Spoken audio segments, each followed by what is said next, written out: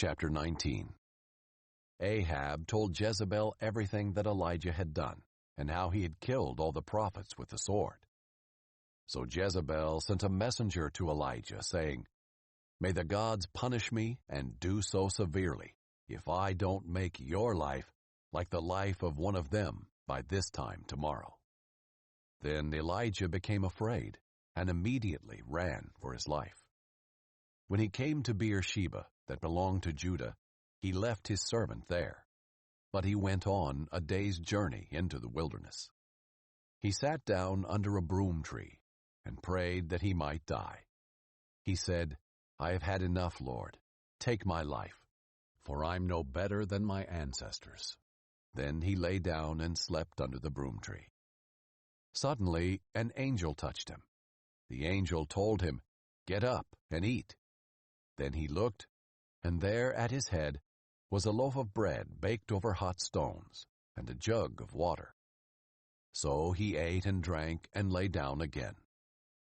Then the angel of the Lord returned for a second time and touched him. He said, "Get up and eat, for the journey will be too much for you." So he got up, ate, and drank. Then on the strength from that food, he walked 40 days and 40 nights to Horeb, the mountain of God.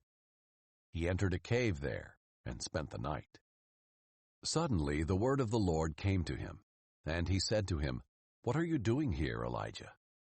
He replied, "I have been very zealous for the Lord God of armies. But the Israelites have abandoned your covenant, torn down your altars, and killed your prophets with the sword.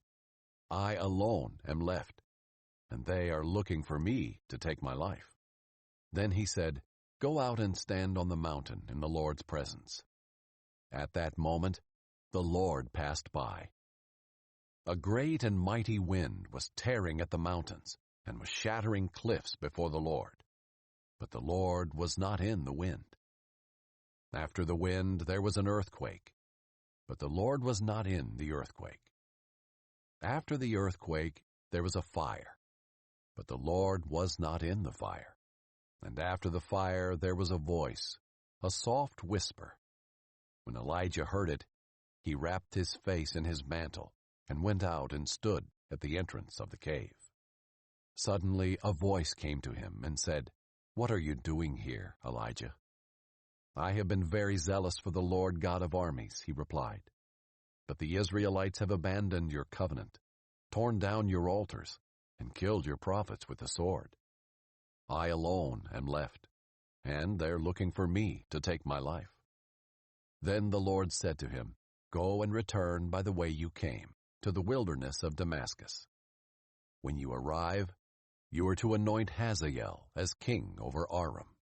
You are to anoint Jehu, son of Nimshi, as king over Israel, and Elisha, son of Shaphat, from Abel-Meholah, as prophet in your place.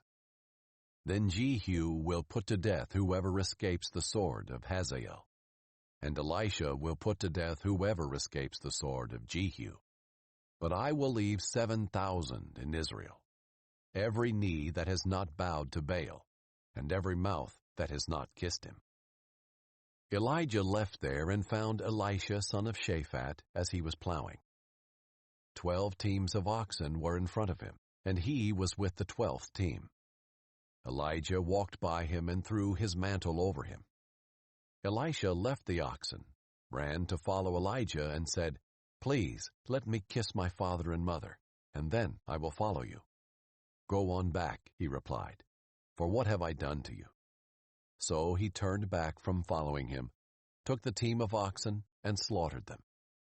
With the oxen's wooden yoke and plow, he cooked the meat and gave it to the people, and they ate.